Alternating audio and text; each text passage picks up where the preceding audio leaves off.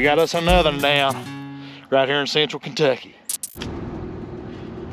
This property we're calling this morning is pretty good piece for coyotes and bobcats.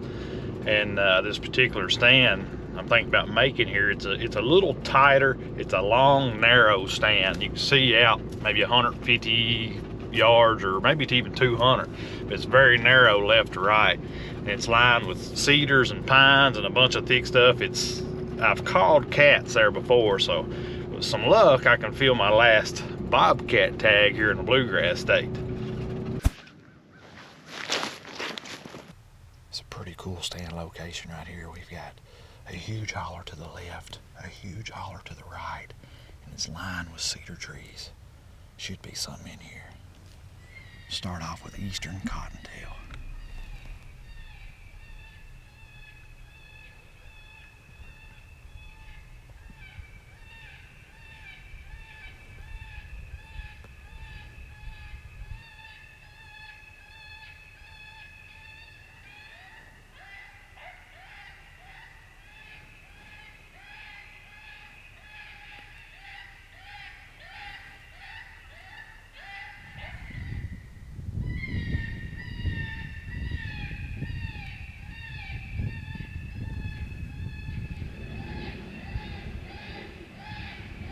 Here comes something around the corner. It's coyote.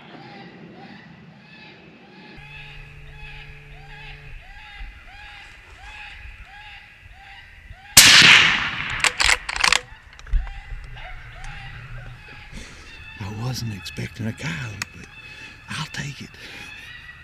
Just trying for a bobcat on the stand right here, tight quarters. Here come that coyote trotting right around the corner to eastern cottontail. No free passes for the coyotes. Right here's our X24. We got it sitting just right here on the spine of this ridge.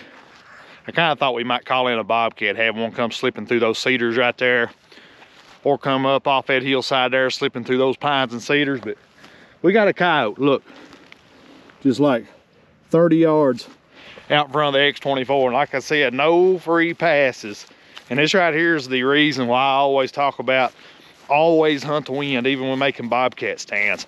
One, a bobcat can smell you, and it can ruin your stand.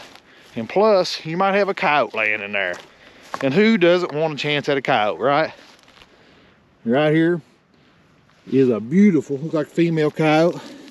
Yep, there's a good looking coyote. Kentucky coyote, most of them, that's kind of your textbook Kentucky coyote, that brown tawny color. Really good shaped coyote. Nice.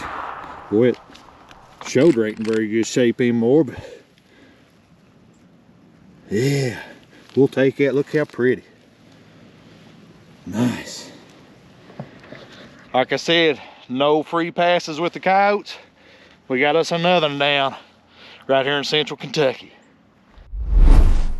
Well, we've made it to late February, and I am running out of time to fill my last Kentucky bobcat tag. Here in the state of Kentucky, you're only allowed 3 bobcats per season. I've got 2 down, so I've got 1 tag left, and the season goes out here in just a few days here at the end of the month. So that's what we're concentrating on this morning. We're going to be calling some super thick, prime type bobcat country.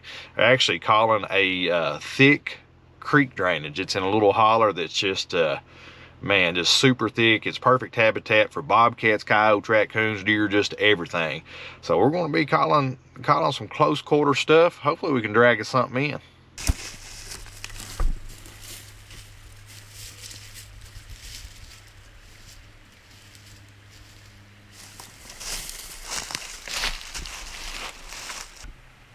Start off with a good dose of bird distress. Some woodpecker here.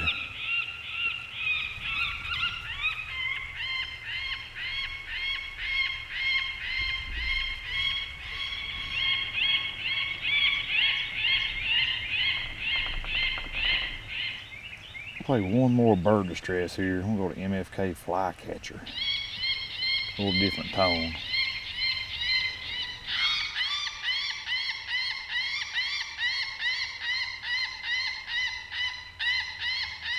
Run a couple bird distress is there, nothing showing. I think we're actually gonna try what we call a raccoon.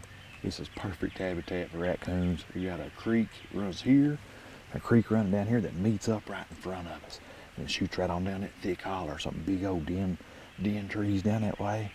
We'll start off with some young raccoon distress and see if we can't call something up. There's crop fields above us on both sides. I bet we call something here. Sounds terrible, don't it?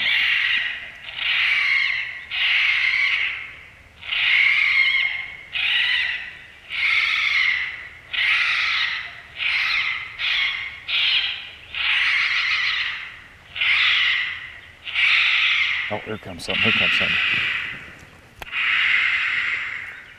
It's a bobcat, David.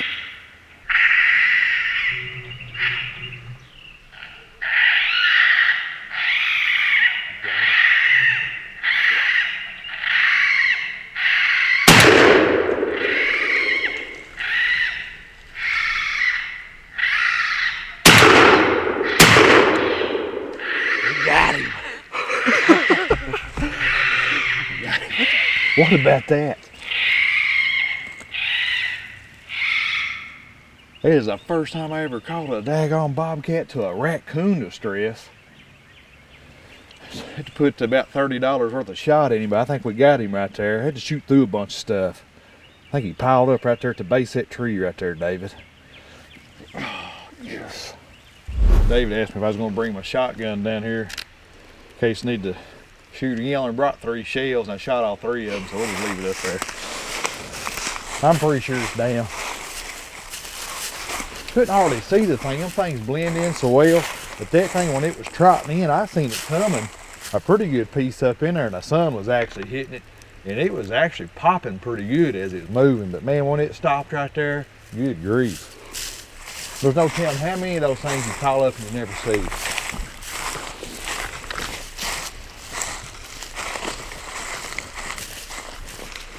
And I messed up right here. We have his call sitting real close. I mean, just 15 yards.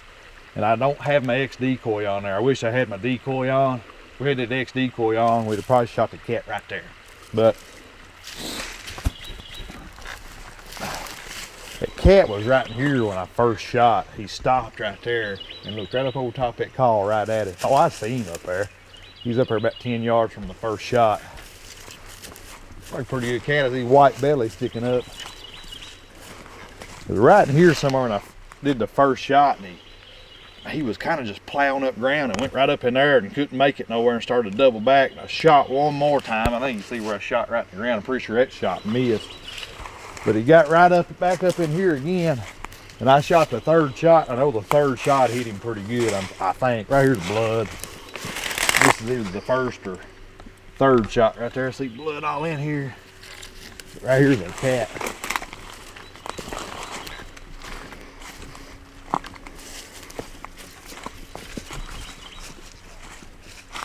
Yeah, look right here where he come across this. You can see hair and stuff all over these briars and piled up right there. Pretty good sized cat, looks like, or decent sized cat.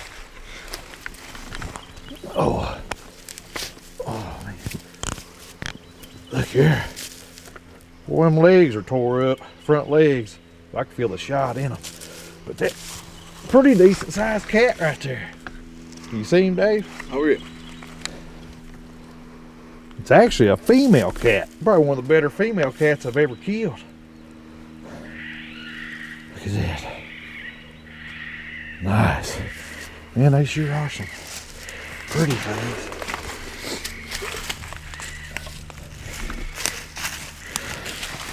Look at that face. Look at that. Boy, they are pretty animals, ain't they? You see his teeth here. Boy, that thing was a clamp down on you. Good grief.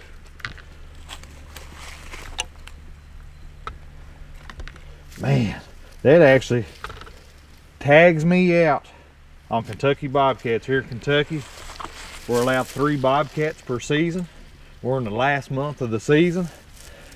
And right here it is. Actually, the big Tom bobcat y'all watched me kill right here on Foxpro Hunting TV was actually called in about what, David, 300 or 400 yards where we're sitting. So that makes the second cat we've caught out of this thick holler. Buddy, I'll take it. That's a dandy right there to finish off my Kentucky Bobcat season. 3 cats here in Kentucky. You think I killed one in Kansas?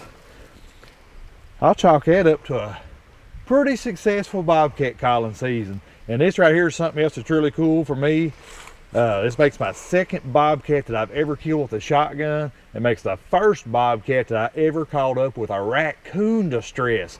We played 2 different bird distresses on this stand and decided we was going to try to call up a raccoon. Got into the raccoon distress. It was actually Foxpro's young raccoon distress. And man, here it come trotting up through. I actually thought it might have been, I knew it wasn't a coon when I first saw it. I actually thought it was probably a coyote. I just was thinking coyote. But as soon as I seen it just for a few seconds, I knew exactly what it was. It was a bobcat. Right here we are. Thanks for joining us right here on Foxpro Hunting TV.